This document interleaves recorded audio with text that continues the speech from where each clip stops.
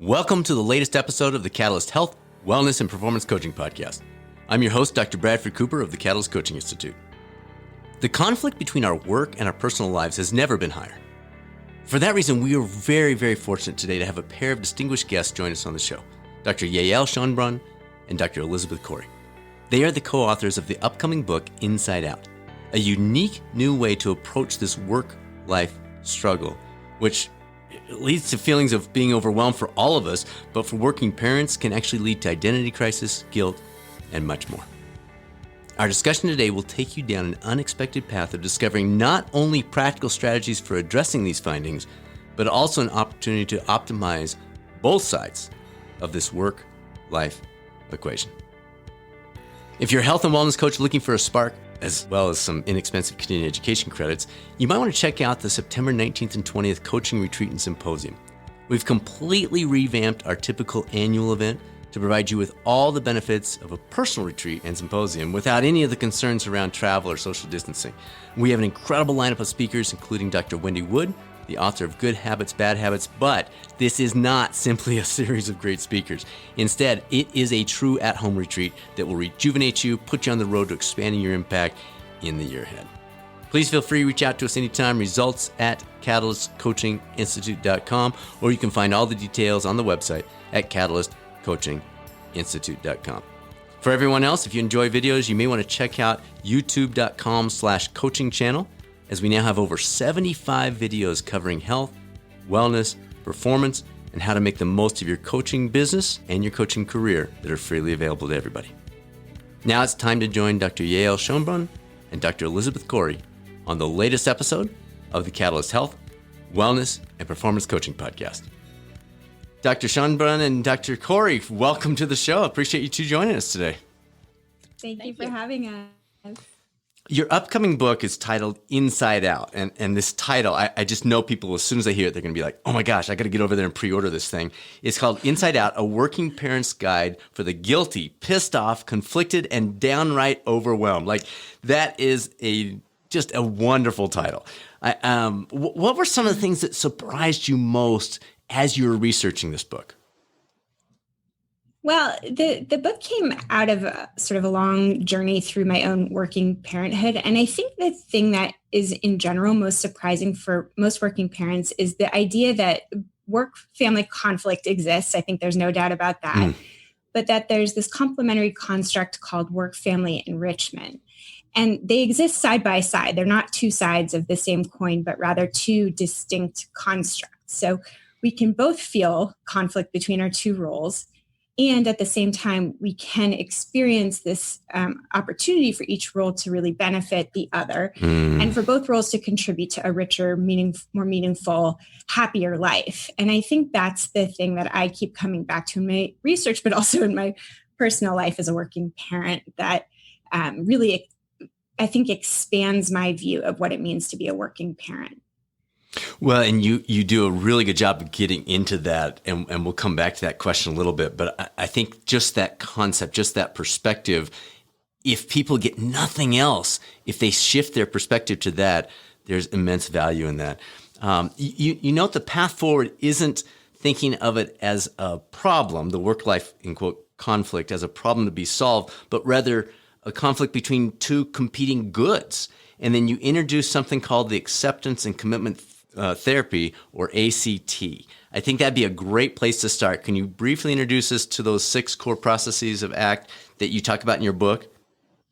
Sure. Yeah. So acceptance and commitment therapy is an evidence-based treatment approach that has been tested for all sorts of different conditions, depression, anxiety, and it is effective for a lot of different conditions because it has these core processes that are really, really flexible and can really be applied in all sorts of different circumstances. So what I want to first say is that all the core processes hinge onto this core construct called psychological flexibility, which basically means the ability to be self-aware, to be clear on what matters, and then to choose behaviors that help you to become the person you'd most like to be in the life that you'd most like to live.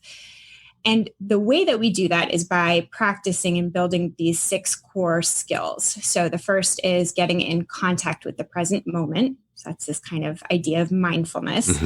The second is acceptance. So being willing to open up to whatever thoughts, emotions, or experiences that you struggle with. The third is being aware of what's going on in your mind space, the thoughts and the stories. And then the second three core processes are more action oriented. So the fourth core process is learning to unhook from thoughts and stories when you get caught up with them. The fifth is gaining clarity on the values that matter most to you. So, what you'd most like to stand for in any given moment. And then finally, taking committed action. So this is sort of choosing what to do with your hands, your feet, and your mouth in order to move your life in directions that matter most to you. So those are the 6 core processes. They overlap a lot. I mean, Sure. if you're doing one, you're kind of doing all of them, but it can be helpful to distinguish the 6 processes so that you can, focus on building skill in each area. Okay, so huge. As you were going through those, I'm thinking, oh yeah. All of them have a lot of value by themselves. Are there one or two that might be helpful for the person that's listening to this, saying, "Where do I start?" Yeah. Well, I think again they really all go together. But when I'm first introducing acceptance and commitment therapy to patients, I often start with values, just because I think it's the most it's sort of very orienting. And in a way, the way that we actually define values is in and of itself orienting. We sort of talk about values as a compass. So if you're taking a journey, like say that you're going for a hike with a friend and you have a destination in mind, the destination might be goals. So metaphorically speaking, in a working parent life, it might be, where you want to get to in your professional life in terms of promotions or salary. In terms of your parenting life, goals might be something like, what you hope for ultimately for your kids. But we often don't have perfect control over our goals. But what we do have control over is how we take our journeys. So that it really gets to the values. So values tend to be kind of like adverbs, sort of how you go along whatever it is that you're doing. So if you're going on a hike, the how might be something like noticing the sunshine on your face, or if you're going with a friend, being really present and connected to somebody as you're talking to them and catching up. And so values in working parent life might be things like, finding balance or extracting joy or, enjoying the moment or, learning a lot. And so again, values really come down to like what you want to stand for as you're moving through your journey. Love that. We talk about that a little bit in terms of shifting from what I want to do or what I'm doing to who I am, who I'm becoming. And it sounds very similar to what you're describing there. A close colleague of mine, she defines it as becoming the me that I want to be. Yes. So that's very similar to what you're describing too. Yeah. I like, and then that sticks in your head a little bit. You discuss the inherent value of this concept of role detachment, taking turns detaching from these various focus areas that we have in our lives. Can you expand on that concept for our listeners and what it might mean in our lives, whether we're in a parenting role or it's more, because a lot of your book is about the parenting situation, but also other things, just the work-life conflict in general. Yeah, so there's this concept called psychological detachment, which I find really fascinating because what we understand from the opportunities to step away from one demanding role and into another is that you actually get a break from whatever role that you're stepping away from. Again, even if you're stepping into something else that's quite demanding. And one of my favorite studies to describe, and Elizabeth and I describe it in our recent piece in the Wall Street Journal, is this study that followed Army reservists who were working in a demanding job. And those who were called into active duty away from their traditional workplace actually experienced decreased work burnout. And what's sort of mind-blowing about that is that going to war can act as a break from work, but it really just underscores this idea that when we step away from one role, we get a break from it.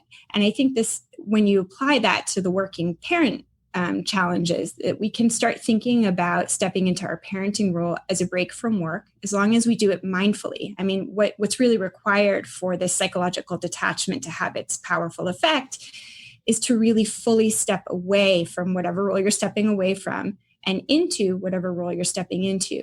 And that does require a lot of mindfulness, right? Which is what a bit of what ACT is really, acceptance and commitment therapy is really helpful for building. So when you, for example, have a hard day at work, you go home to your family. If you're really thinking about work and kind of caught up in it and not really present with your kids, that's not really effective psychological detachment. But if you can really bring yourself back to the moment, get in touch with how it feels to be around your kids, laughing with them, or just, in finding out what they did throughout the course of their day, and really, again, repeatedly bringing yourself back into the moment, that really does allow the power of psychological detachment to take place, because you're fully stepping away from work. And the opposite can be true too, right? If your kids are going through a difficult developmental stage and you're really concerned about them, work can really be a place where you get a break from that. And in fact, in some of the interviews that I've conducted, that's really emerged as a very powerful opportunity. One individual that I interviewed who had a child that was going through, that had been diagnosed with cancer, described work as a place where he could really just get a break from thinking about all the terrible things that cancer involved. And it wasn't like it was fully out of his mind entirely. I mean, I think he admitted that, but it was sort of an opportunity to recenter and get a little bit of breathing space. I might jump in here and say the one thing that strikes me about, especially what Yael's been talking about the role detachment, is that this is a kind of unusual way of thinking about the work-family conflict or balance. Because what she and I have noticed and written about in the past is that most people see this as a problem to be solved, that you could somehow get to a place where there would not be a conflict between work and family anymore. Right. Only we could get things right in terms of policy or politics or family relationships or childcare. Now, all those things are, of course, very important, but there is a sense in which we find there is no final solution to this problem. And so instead of thinking about this in terms of problem and solution, and I think we're trying to offer a way of saying, this is a condition of human life for those of us who are lucky enough to be both parents and have demanding careers. And so let's think about it in a way that isn't problem solution, but rather let's learn to live with this in a way that is constructive. And I think that's a kind of a fresh approach. And people have told us they're happy to hear this, that is a way of navigating this, that is not just looking for the solution that never seems to appear. Absolutely. I mean, I think you've nailed it with it. Just that statement of saying, stop thinking, because expectations drive our lives so much. And when you expect, what is wrong with me? Why can't I get this figured out? Why am I not keeping this balance? Why am I missing it as a parent or not pulling it together? When we step back and say, oh, it's not a problem to be solved. It's two good things. And I've just got to figure out how to go about that. I love that. So are there certain triggers? I'm listening to this conversation and I'm thinking, okay, we're sitting here in our studios or offices and talking this through, and it makes so much sense, and nodding my head and thinking, yeah. But then I'm tired, I'm worn out, my kids are going nutso, my work is over the top. Are there certain triggers to get back into this mode when I'm not rested and I'm not thinking clearly and those kinds of things? I think that you're pointing to the reality of work-family conflict, which is real, and it is very depleting and stressful. And that is sort of a day-to-day experience that many working parents, including Elizabeth and I, have. Yeah. And, as we're working on a writing project together, we'll sort of share, oh, this has been a rough week and I just can't get this project done. And that is a reality. And one practice that I really recommend for patients and that I engage a lot is the practice of self-compassion. So again, this is one of these empirically based constructs that's been tested and shown to be very, very helpful for people managing difficult life circumstances, which working parenthood often is. And self-compassion can really reorient you and help you figure out what you need to do to kind of manage a difficult situation. But it has three separate areas. With the first is mindfulness. So again, we come back to this mindfulness, and that's the idea of just making space for whatever it is that's going on, whether it's fatigue or stress, or the fact that you dropped the ball and feel embarrassed, just making space for that. And then the second arena is self-kindness. So saying to yourself the kinds of things that you might say to a friend or loved one who's struggling, right? You wouldn't call them and say, oh, wow, you did a terrible job. You'd say, everybody has rough days. You're doing the best you can. Give yourself a break. And then the third area is common humanity. This one I think is particularly helpful for working parents because we can all connect to the idea that most working parents struggle, right? Most working parents have a lot on their plate. And this sense of common humanity helps you to feel less alone. And from that place of self-compassion, you can find that sort of self-compassion break. And then in that break, you can ask yourself, what do I need? I mean, sometimes what many working parents need is just to stare at a wall for a few minutes, take a break, to, splash some water on your face. And sometimes you might need to reach out to a friend. But from that place of pausing and offering yourself some self-compassion, you can ask yourself that really useful question of what do I need to kind of get through this day in the best way possible in order to be the me that I want to be given the constraints that I have or the pressures that I'm experiencing. Yeah. Yeah, really. Let me jump in there and just follow up on what you said. It seems that you're absolutely right about that. And the biggest problem for so many working parents is this kind of relentless self-critical tape that goes on in your head. And it's a kind of perfectionism, that if I haven't been fully successful in the way I know I'm capable of being in either realm, then I have failed altogether. And self-compassion is a way, it's hard. I think it's kind of hard to do. I know it is for me. Sure. But it's a way of reorienting your mind from those perfectionist critical thoughts to treating yourself as you would treat someone else. I mean, that's to sum it up. I think that's really what you're arguing here. Would you go to a friend and say, you failed? No, what's wrong with you? Yeah. I mean, you would be compassionate in that same way, but it's a very hard thing to apply to yourself. No. Yeah. There's interesting research about that shows that most humans are more likely to treat not only their friends better than they treat themselves, but like their pets. And I think Elizabeth's recommendation is so good, right? If you can just ask yourself, what would I say to somebody that I really care about, that really does motivate you to offer some kindness that you might not otherwise have offered to yourself. And it's powerful. Sort of when nothing else is available, you can offer that to yourself if you can dig deep and try. Nice. Very nice. All right, let's say someone's listening to you today, and the idea of accepting the conflict between these two things makes sense. They're nodding their head. They're like, yeah. But then what? The acceptance is inherently valuable, but then there's still the daily realities they have to address. Suggestions in that realm? Well, I always like to point out, Elizabeth and I are working on a piece related to this concept of acceptance. And I think it is just on the face of it hard to think about acceptance of things that we don't like because it feels like resignation. But there is a difference between acceptance and resignation. We're not resigning ourselves to being miserable in working parenthood by accepting that it is a natural conflict. Rather, we're accepting that this is a natural part of life. And then that acceptance allows us to open up to figure out most strategic and successful and happy in this life that has a lot of demands. Elizabeth, do you want to add anything to that? Because I know that this is an area that you feel. Yeah, I mean, that's the acceptance part is hard, I think, because especially we're working on a piece right now that Yael has just alluded to. It has to do with anger. When we feel anger about the situation that we find ourselves in, what's the natural response to anger? Well, it's to want justice. It's to want a remedy to make things right. And anger is a powerful emotion. And so everyone knows that, of course. But it's very hard in the face of something like anger to say, yes, I accept the causes of my anger and I'm going to live with them and work past them. I think the one way I have found to get at the acceptance part is to say, well, what can I actually make a difference at and what can I really not change? And, you can imagine that with a child. Imagine that you're having a difficulty with a child.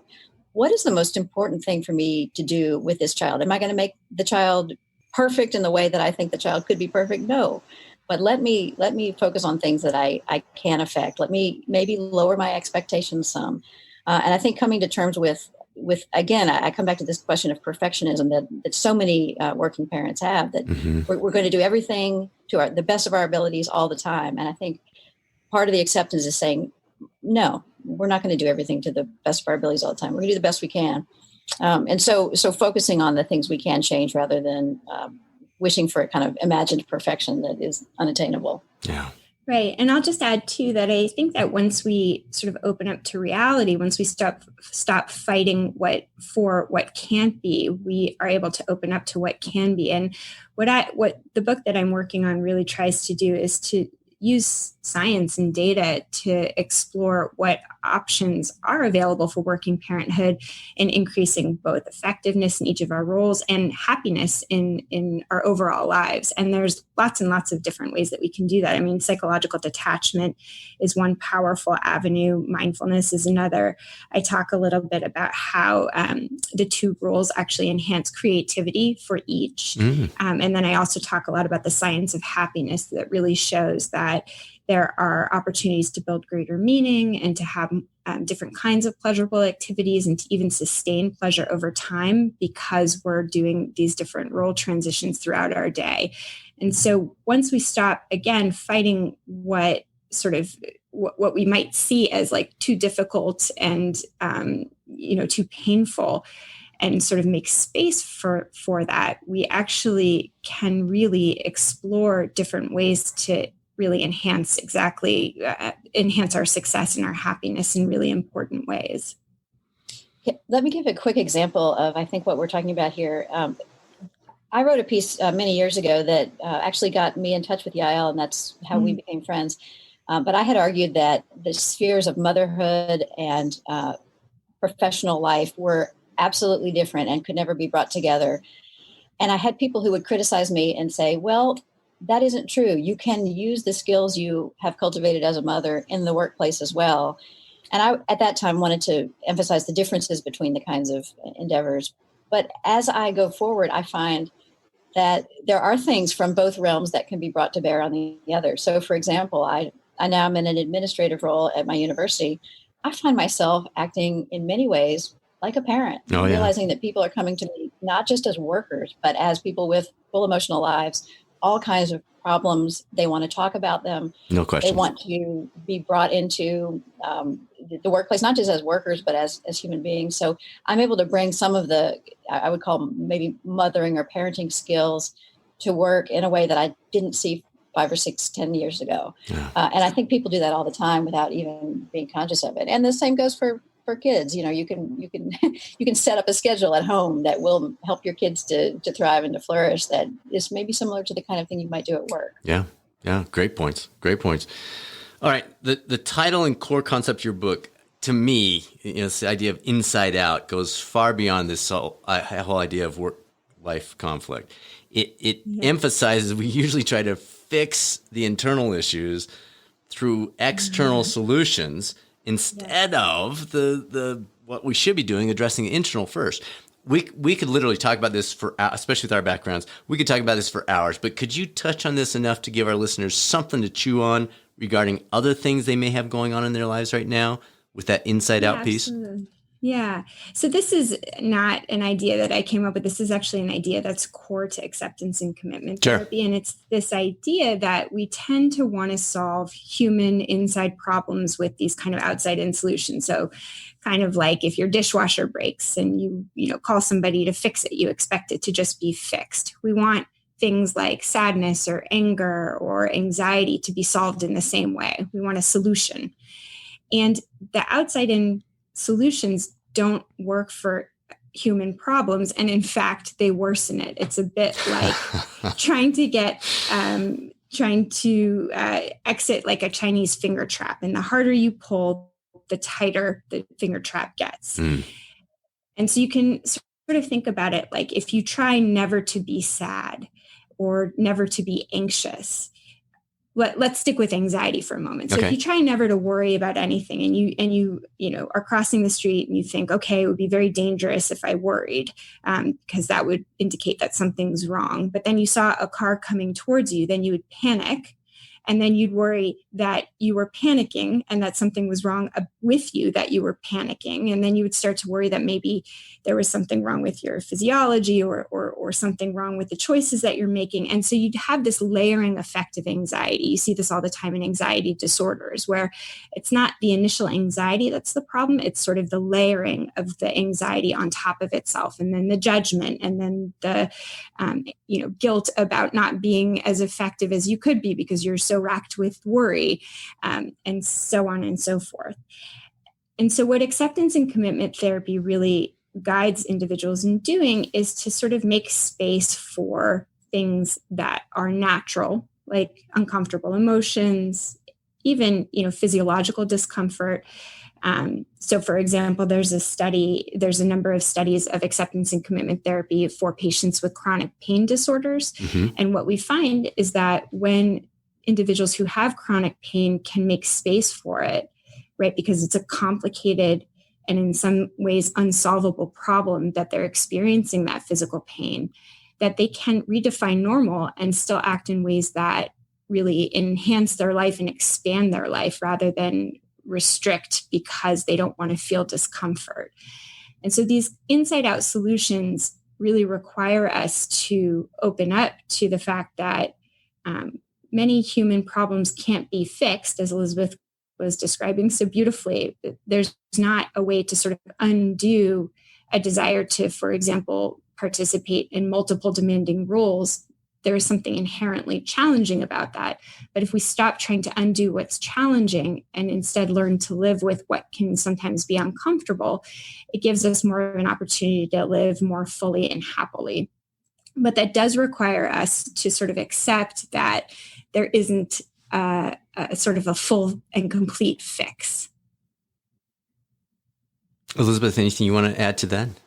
Yeah, I'm just taking that in. That's beautifully put. And it's very hard to do, isn't it? I mean, it is. What Yael is asking is that let's use the anxiety example again, that we cannot rid ourselves of anxiety. It is part of the human condition. For some people, it's worse than others. Sure. But we must learn to notice or see that it will come to us, watch it happen, and deal with it in a way that isn't paralyzing.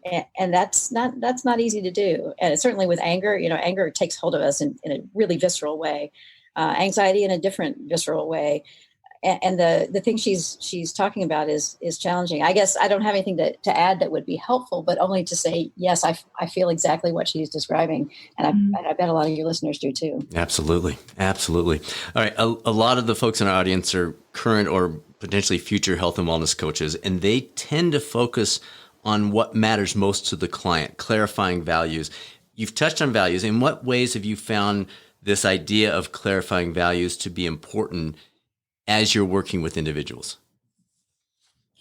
Yeah, I think it's a great question. And, again, like there are 6 core processes, but I often come back to values because it is so orienting. And I think asking people what is most important to them is what helps people to motivate to make change, right? Because if something is hard and it doesn't matter to you, it's pretty difficult to find the energy and the interest to do something different.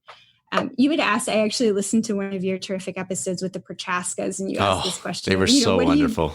Their work is just, ground shifting. But you had asked this great question of what do you do when you get a client who just isn't willing, like they're just not interested. And that's where we would do the values clarification. And there's a number of different ways that I get at that. There's a couple of traditional exercises that ACT practitioners do.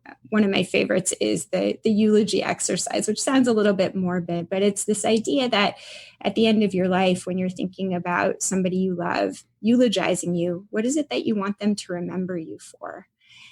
Another way to get at it is to ask yourself, in the past week, what have been the sweetest moments where you've just really felt a sense of vitality and connection to something that really matters to you? What were you doing in that moment?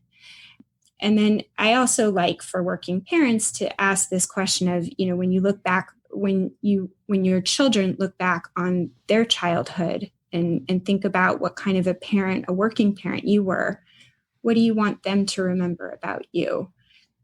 And so I think in those ways, by sort of getting the individual to clarify for themselves what is the most important, even if it's hard, it helps them to sort of really connect to something that can be motivational, even when challenges arise, like they're too tired or they're, really stressed out, and to kind of narrow in on what really matters. At the end of the day, what is really essential to you in terms of what you want to stand for.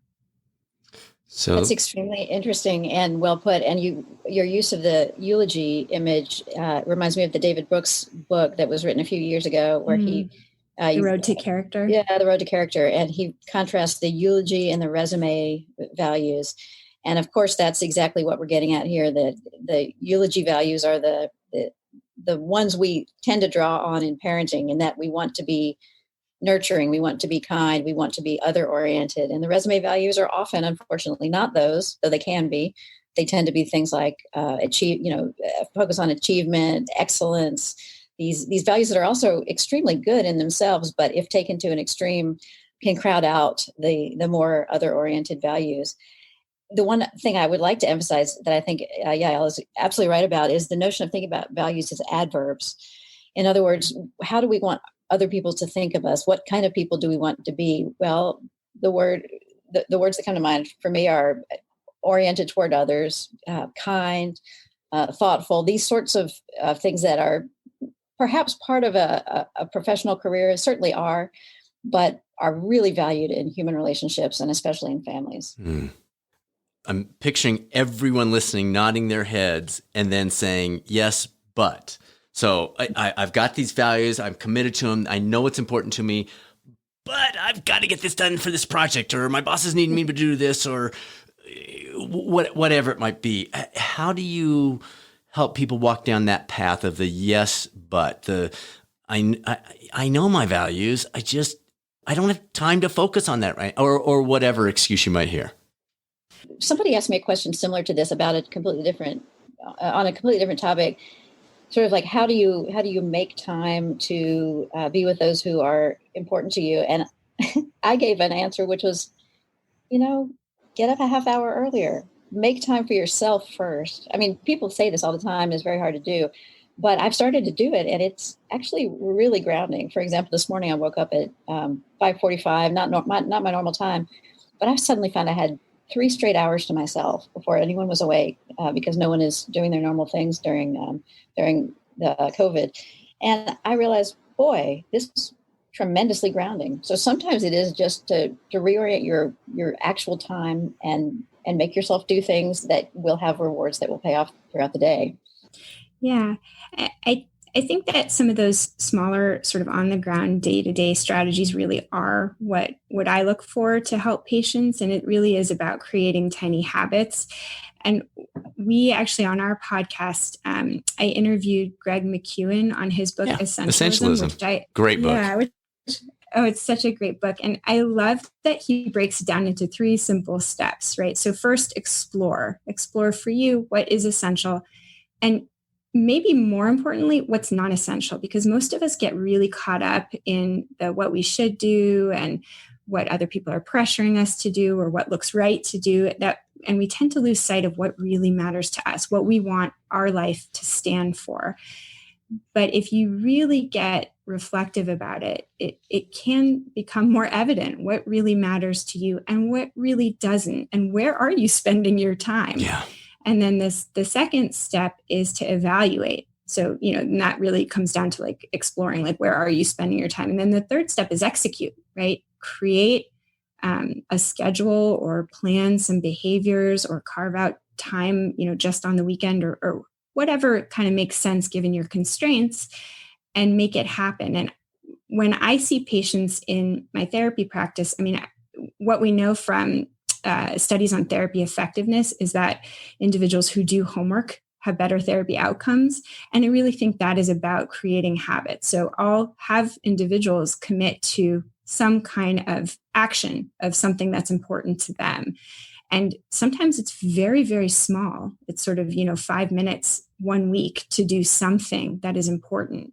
But it's really about building. It's setting the bar low enough that you can have some success and building from there. Love it. All right. Another concept you introduced in your book is this idea of unhook from unhelpful labels. Now, as I think about this in the health, wellness, performance context, I mean, that could be huge for people in all of those areas, health, wellness, and performance.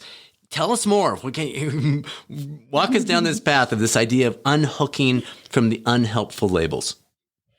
Yeah. So if you think about, any given behavior, there's always a choice point. Are you going to do it or are you not? And if you ask yourself, what causes me to choose away from things that are important to me? One of the big things is the thoughts that we get fused with or hooked on. So the example that I like to give, which is really fitting for wellness coaches, is, if you have a plan to start a running routine and in the morning you set your alarm for 6 a.m., the alarm goes off. And what do most of us think when the alarm goes off? It's like, sweet, it's time to run. Yeah, right. Maybe you, but not the rest of us mortals. The rest of us mortals hit snooze and would like to go back to bed. And the thought that usually goes along with it is, I can't, I'm too tired. And the thought, I can't, is one that many of us get fused with. And for me, that's whenever I hear somebody say that, it's always a red flag to me. Like, okay, I think you might be fused with that thought, because most of the things that our mind says, I can't, that's not actually accurate. Sure. Right? Most of the time we can, we just don't want to, or it's very difficult. But by noticing that thought and noticing that we're fused with it and taking a step back, unhooking from it, and we can talk about a couple of exercises that help us to do that, we create a little bit of a pause, a little bit of a mindful pause where we can actually more intentionally approach that choice point from an unhooked place and decide from a more value-oriented perspective, am I going to follow through with this behavior or am I not? Now, you still might not, and I actually think that's okay, but to do it from an unhooked place where the values are the guide, as opposed to being hooked on thoughts that are either inaccurate or, more importantly, unhelpful, is really empowering. So in that morning routine, when that alarm goes off, you can develop a practice of when that thought, I can't, I'm too tired, comes up, you can really simply insert the sort of antecedent of, I'm having the thought that I can't, I'm having the thought that I'm too tired. Okay, that's just a thought. What's my value here? My value is to get healthier. Well, okay, is it going to be healthier for me to sleep in a little bit today? Because then I'll be, better equipped to make healthy food choices with some more sleep under my belt. Or do I want to make the choice to sort of give it a go and get out of bed and try to see what my body's up for?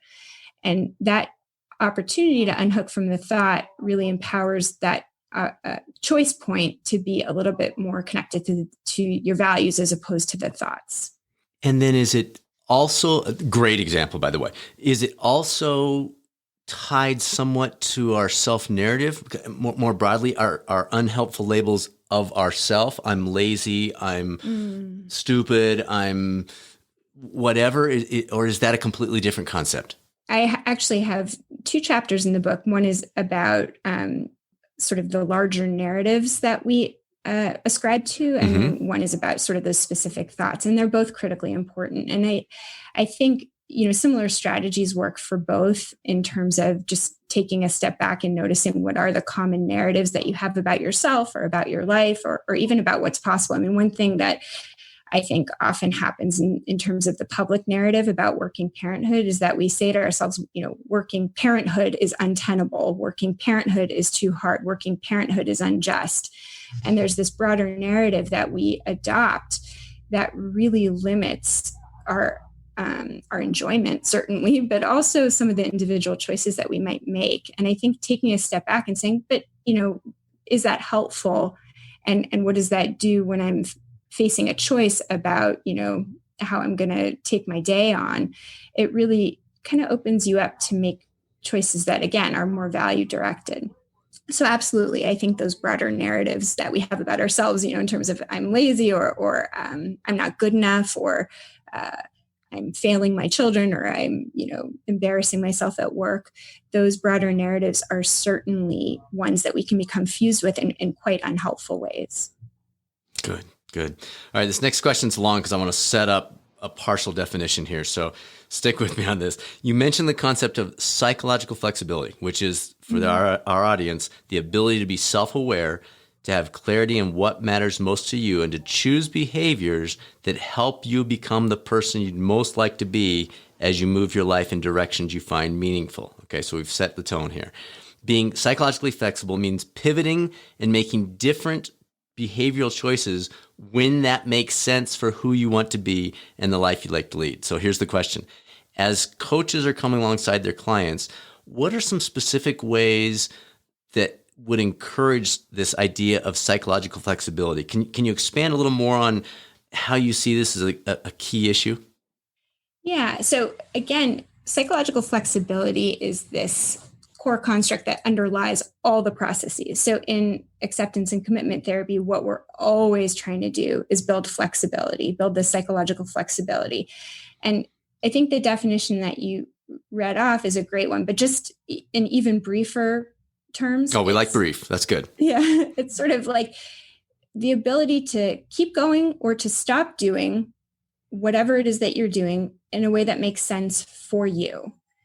So when we're making behavioral choices, again, that choice point, being psychologically flexible means being able to choose behaviors moment to moment that make the most sense. And so, again, if you sort of return to that running example, being psychologically flexible and having a commitment to work out doesn't mean that you need to do it every day. In fact, if you notice that your knee is hurting, or if you really didn't sleep well that night and you have a big meeting coming up later that day, or if you, are training for a marathon and you really recognize that your body needs those days of rest, you make psychologically flexible choices that really take those factors into account. So the rigidity is what we want to avoid, sort of doing something because we should, or because we're afraid not to, or because we're too uncomfortable to make other choices. That's where things get dangerous and unhealthy. Instead, what we want to do is to be flexible, to sort of be flexible, to stick with our values, but also to be flexible within our values. So, from an interpersonal standpoint, one might say, well, my value is to always be kind. But what if somebody's being really brutal towards you? Do you continue to be kind, or do you set up a boundary and walk away? And that would be being flexible with your values and sort of elevating assertion or boundary setting over kindness. And that's a really healthy, psychologically flexible thing to do. And so for coaches, I think what you want to always be thinking about is that building a flexibility, not rather than encouraging your clients to set a lot of rigid expectations or plans, to have them clarify their values, set goals, but to do so in a way that provides enough flexibility that those goals can be sustained over time in a healthy way. Okay, so coaches and probably most of their clients are pretty high performers. So they have these posters in their head about commitment and discipline, and champions do it when they don't feel like it. How do you, the way you describe it makes perfect sense, but I know someone's out there saying, oh, that's the lazy way out, or that, you just got to gut it out and it's rise and grind time, people. How do you approach that conversation to say yes and? Yeah. Well, I think it really is about mindfulness and noticing. And I have this example in the book where, and it again is a running example, but if you're running and you're training hard and you notice pain is information, and we don't want to ignore information, but we also don't want to overinterpret it. Mm-hmm. So a useful thing to do from a psychologically flexible orientation would be to open up to the pain and be willing to kind of take a look at it. So if the pain is in your leg, and you notice that it feels more muscular and you have some training goals, then you might push through and you might sort of use that information to do some extra stretching at the end, or to take maybe an extra day of break between today and your next run. Sure. But if the pain seems like it's in the joint, then you might get it checked out, right? Because your commitment to running, right, that value of not giving up means that you don't want to sustain serious injury, right? And that's an important value, but it requires you to be able to take in the pain and engage enough psychological flexibility that you make a wise choice to be able to commit to that value over time and not just for the day. And so I think it is a great question of like, how do you stay strong, commit to a value, and still take in the information? But I don't think they're mutually exclusive. I think that taking in that information, not overinterpreting it, but being willing to explore what the meaning of the pain or, whatever other kind of data is coming in, either from inside of your body or outside of it, it allows you to follow your values, to be oriented by your values in a more sustainable way. That's good. Really good.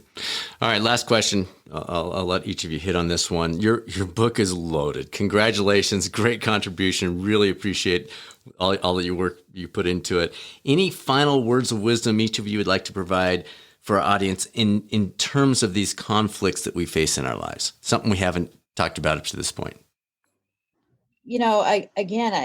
There's nothing that I think we haven't touched on that I want to say that's totally fresh, except to really emphasize what Yael has just been talking about here, which is this deep predisposition of so many people. And I imagine this is true for your listeners and for your coaches and for all the people who are listening to this podcast, that achievement is a primary goal, and excellence and persistence. All these are primary goals for us. I mean, I know I have these values in myself.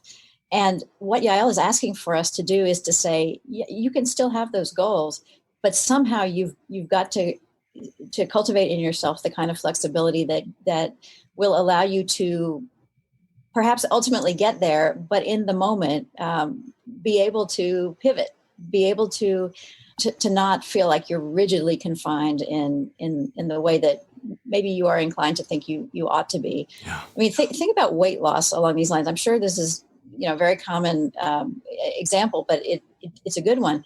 Are you likely to stay on the 500 calorie a day diet for the long term, or which would yield results very quickly? Or would it be wiser to say, yes, I want results, but there's a way of doing that in a way that will account for the way life actually goes. Which is that some days you're really hungry, some days you need a treat, some days you feel very disciplined. But in order to get to that long-term goal, there's got to be this kind of psychological and behavioral flexibility. And we've got to, and then give ourselves the latitude to act differently on different days. And that's very hard for high achievers, I think, especially to come to terms with. That's a great example. Great example. Thank you, Elizabeth. Yael? Yeah. And I'm so glad, Elizabeth, that you underscored the importance of psychological flexibility. And then I'll just sort of add on, and this kind of comes back to where I started in this episode recording, which is to recognize that both work-family conflict exists and that work-family enrichment exists. And that by making space for what's uncomfortable, we also give ourselves more access to the gifts of what happens when things are difficult. I mean, there's this terrific, beautiful book by a Buddhist monk, Thich Nhat Hanh, called No Mud, No Lotus. And it's this idea that from the stickiest, grossest, material substance grows the most beautiful, flourishing flower. And I think from a psychological perspective, that's really true. I mean, when you think about constructs like resilience and grit, it's when we encounter challenges that we grow and that that we're able to access things like, greater connectedness, more skill, bigger empathy, more wisdom. So some of the challenges that we encounter when we have a lot of demanding roles actually empower us not only to be more successful in life, but also to enjoy life more. And I think by changing our relationship to this idea of, that things that are difficult or painful are bad, and by sort of opening up and saying, they're not bad, they're uncomfortable. But if I make space for that discomfort, I also increase my opportunities to access, some really beautiful, awesome, inspiring, enjoyable experiences in life. And I think that that's a pretty empowering attitude to be taking in, whether you're a working parent or just somebody who has a lot on their plate. Right. Beautiful. Yael and Elizabeth, super appreciate it. What's the best way for folks to follow you? I know a lot of people are saying, I need more. How can they track you down? How can they keep track of you in terms of social media or other places that might be of value? You can find me at my podcast, offtheclockpsych.com. And then I also have a Twitter feed, Dr. Yael Schonbrun. If you're interested in hearing more about acceptance and commitment therapy, as well as working parenthood or other psychological ideas, different ways that psychological science can help you improve living in lots of different ways, the podcast is a great resource. Perfect. And tell us the name of the podcast one more time, just so people grab that. The website is offtheclockpsych.com, but the podcast title is Psychologists Off the Clock. Perfect. And Elizabeth, what's the best way for folks to keep track of what you're up to? Well, I am old school and I'm not on Twitter, but I teach at Baylor University in Waco. And Beautiful. If anybody is interested, would like to write, please go to my website, a Baylor honors program, Elizabeth Corey, and I will write you back. I would love to talk to you. Perfect. You too. Thank you so much. This is such valuable information. I really appreciate you taking the time with us today. Oh, thank you so much for having us. What an honor. Thank you. Did that help how you're feeling with your own work-life balance? So many great insights. Thank you again to Dr. Elizabeth Corey and Dr. Yael Schonbrun for making the time for us. By the way, Dr. Schonbrun is also the co-host on the Psychologists Off the Clock podcast. So if you enjoyed her insights here, you'll definitely want to check that one out. Thank you for tuning into the #1 podcast for health and wellness coaching. Thanks for sharing this podcast with others. We were just informed that we're also moving up toward the top of the broader health and wellness category, in addition to the coaching aspect for podcasts, and we appreciate it. That's you. So thank you. You are going to love next week's interview. It's with Bruce Feiler, the author of 6 consecutive best-selling books, including his latest, and I just digested this one, Life is in the Transitions. Fascinating discussion. Don't miss it. Speaking of transitions, we recently put together, an interesting series of videos for you over on the YouTube coaching channel. It's youtube.com/coaching channel. And what we did there is we discussed some of the things that I'm learning as I go through my own life transition. And as we mentioned before, 75 videos there, but you can find that particular series under the Life Journey playlist that's there on the channel. Now it's our turn. The world needs a spark of hope, some light in the darkness. We can help provide that hope, that light, to all of those around us, right here, right now, together. This is Dr. Bradford Cooper of the Catalyst Coaching Institute signing off. Make it a great rest of your week, and I'll speak with you soon on the next episode of the Catalyst Health, Wellness, and Performance Coaching Podcast, or maybe over on the new YouTube coaching channel.